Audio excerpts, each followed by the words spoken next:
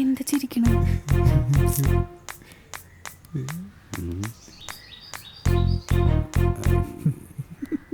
എന്തൊരു ആകെ പ്രശ്നടിയാച്ചി. DKGക്ക് പ്രശ്നമൊന്നുമില്ല. നീ പ്രശ്നത്തിലാന്നല്ല, സാമു പ്രശ്നത്തിലാന്ന്. നല്ല വിഷമമുണ്ട് തോന്നുന്നു. നോക്ക്, വല്ലാത്തൊരു ചിരിയല്ലേ. എന്നിട്ടിപ്പോ സമാധാനിപ്പിക്കാൻ പോകണം. നമുക്ക് അവിയും കൂടി വിളിക്കാം. അവി സൗകര്യം പോലെ ഒന്ന് സമാധാനിപ്പിച്ചോടെ. നമുക്ക് തുടങ്ങി നോക്കാം. വാ.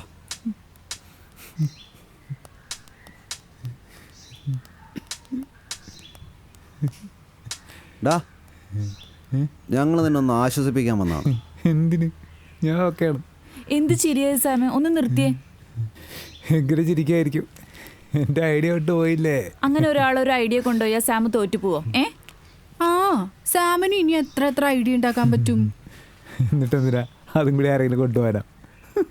എടാ, ഞാൻ നിന്നോട് അന്നേ പറഞ്ഞല്ലോടാ, ഈ ഊള ഐഡിയകളാ. എന്നിട്ട് പുതിയ ആലോചിക്ക്. എടാ, ഒരു തവണ അങ്ങനെ ആരെങ്കിലും കൊണ്ടുവന്ന് വെച്ച് വീണ്ടും അങ്ങനെയൊന്നും സംഭവിക്കില്ല. മാൻ ബി പോസിറ്റീവ് എന്നാ.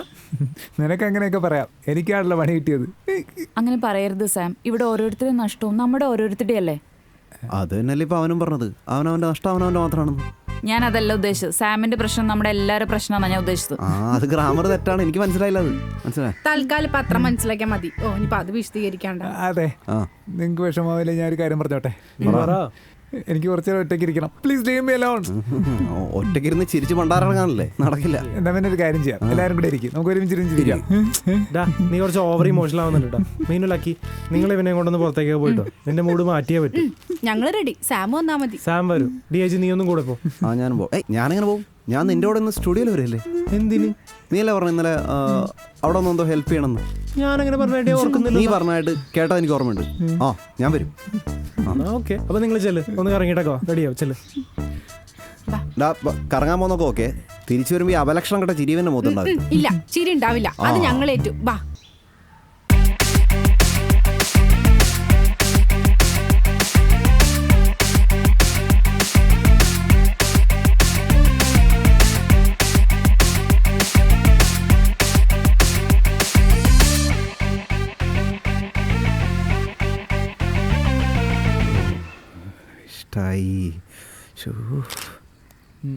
ഓക്കെ ആണോ?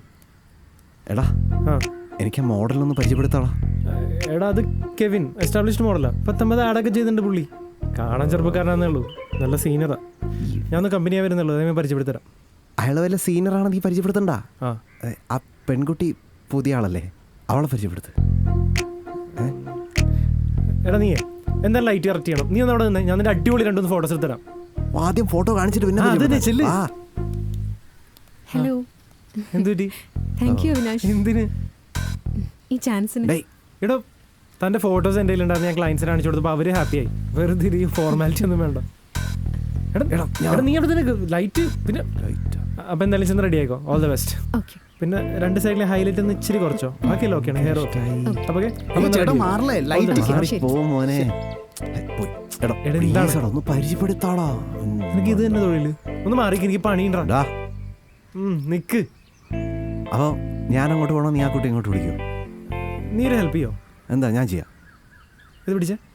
നീ ഒന്ന് പുറത്തു പോയിട്ടെ എന്തെങ്കിലും സ്നാക്സ്, ജ്യൂസ് തേക്കണയാണ് അവി. ബ്രേക്ക് ആകുമ്പോൾ എന്തെങ്കിലും കൊടുക്കണ്ടേ? നീ ഒന്ന് പെട്ടെന്ന് പോയിട്ടോ പ്ലീസ്. പോയി എൻ്റെ അപർണയെ നോക്കിക്കൊള്ളണം. പോടാ. ഇയാളുടെ പേരെന്തായിരുന്നു? അപർണ. എവിടെ താമസിക്കുന്നത്? 1 സെക്കൻഡ്. കെവിൻ, ഇതിൻ്റെ പൊസിഷനിങ് ഒന്ന് ചെറിയൊരു ഒന്ന് കുറച്ചുകൂടി നിങ്ങൾ ലെഫ്റ്റിലേക്ക് നിന്ന് എന്നിട്ട് ഈ കൈ കൊണ്ടൊന്ന് പിടിക്കുക. അപർണ ഈ സൈഡിലേക്ക് ഒന്ന് ഒത്തിരി കൂടി ഒന്ന് നീങ്ങുക. ഫേസിങ് പൊസിഷനല്ലേ, എനിക്ക് മനസ്സിലായി. That's enough. നിങ്ങൾ സ്റ്റാർട്ട് ചെയ്യാൻ നോക്ക്. അല്ല, നമ്മൾ കുറച്ച് ഡിഫറൻ്റ് ആയിട്ട് ചെയ്യാൻ നോക്കുന്നതുകൊണ്ടാണല്ലോ ടൈം എടുക്കുന്നത്. Okay, carry on.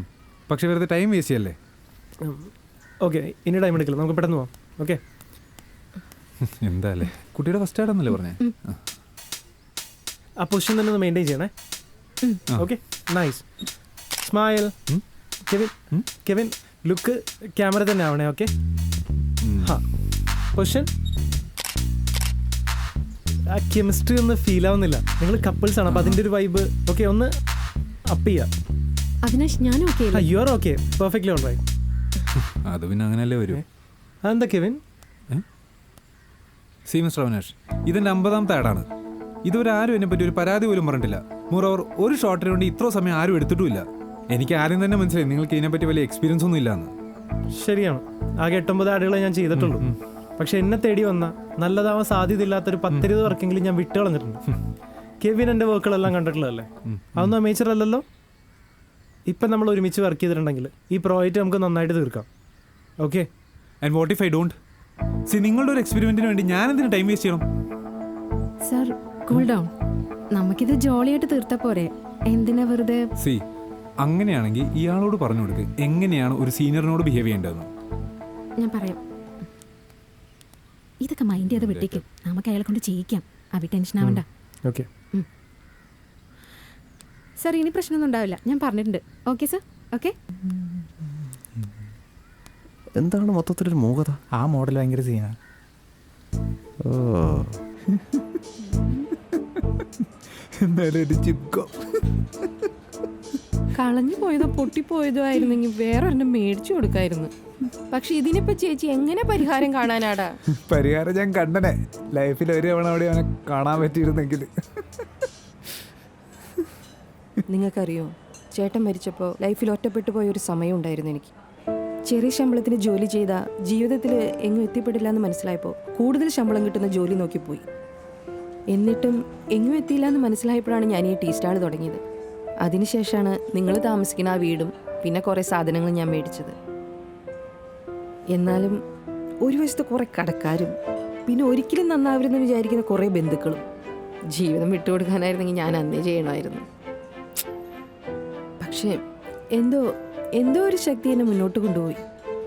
പിന്നെ ജോലിയിൽ ശ്രദ്ധ കൊടുക്കാൻ കഴിഞ്ഞപ്പോഴാണ് ഞാനിപ്പോഴും ഞാനായിട്ടിരിക്കുന്നത്.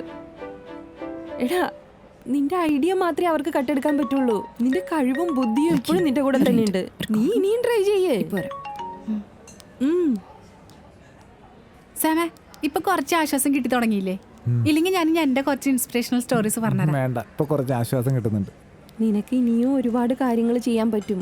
ഇപ്പൊ നഷ്ടപ്പെട്ടതൊന്നും ഒരു നഷ്ടമല്ലടാ. എനിക്കറിയാം, പക്ഷേ എനിക്കത് അക്സെപ്റ്റ് ചെയ്യാൻ പറ്റുന്നില്ല.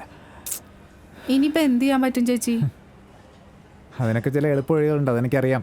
പക്ഷേ ഇമോഷണൽ ആയിരിക്കുന്ന കാരണം എനിക്കതൊന്നും ചിന്തിക്കാൻ പറ്റുന്നില്ല. ഡാ, ചേച്ചി ഇങ്ങനെ ഒരു ഇമോഷണൽ ആയിട്ടുള്ള അവസ്ഥയെന്നാ ഈ നിലയിലായത്.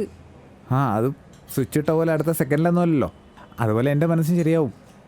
അതിനാദ്യം ജിംക്കും എൻ്റെ മനസ്സിൽ നിന്ന് കളയാൻ പറ്റിയാൽ മതിയായിരുന്നു. എന്നാ നെഗറ്റീവ്സ് എങ്ങനെ ഒഴിവാക്കാൻ പറ്റുമെന്ന് പറയുന്ന ഒരു യൂട്യൂബ് വീഡിയോ ഉണ്ട്, ഇടട്ടെ? ആദ്യം കുറച്ച് നേരത്തിന് നാക്കുമായി തന്നെ ഇട്ടാൽ മതി. നീ എന്തിനാണ് ഇങ്ങനെ ചിരിക്കണേ? എൻ്റെ മനസ്സിൽ വിഷമമുണ്ടെന്നുള്ളത് എൻ്റെ മൈൻഡും പുറത്തുള്ളവർ അറിയാതിരിക്കാൻ വേണ്ടിയിട്ടാണ്. ഇനിയിപ്പോ എന്ത് ചെയ്താലാ സാമിന് ഇതൊന്നും മറക്കാൻ പറ്റുക? എനിക്കറിയാം, സാമിന് പ്രതികാരം ചെയ്യാതെ സമാധാനം കിട്ടില്ലാന്ന്. അതിനവനെ കണ്ടുകിട്ടണ്ടേ? കണ്ടു കിട്ടിയാ ഞാൻ പ്രതികരിക്കും, ജിംകോമിനേക്കാളും വെറൈറ്റി ആയിട്ട്. എന്നാ പ്ലാൻ ചെയ്തോ. അവനെ കണ്ടുകിട്ടി, അവനെ ഞാൻ സ്പോട്ട് ചെയ്തിട്ടുണ്ട്. അവൻ ഇന്ന് ഇവിടെ ഈ സ്ഥലത്തെത്തും. ഇന്ന് അവിടെ ചെന്നാ നമുക്ക് അവനെ കാണാം. ഇടിച്ചിടിച്ച് അവനൊരു പാഠം പഠിപ്പിക്കണം. അവൻ എന്റെ കയ്യിൽ കിട്ടി ഇടിക്കും ഞാൻ. അവനൊന്ന് കാണണം, കണ്ടിട്ട് ചെറുതായിട്ടൊന്ന് സംസാരിക്കണം. അതെ, അവിടെ പോയിട്ട് മോൻ ചിരിച്ചു നിൽക്കുവോ? എന്താ പ്ലാൻ? കം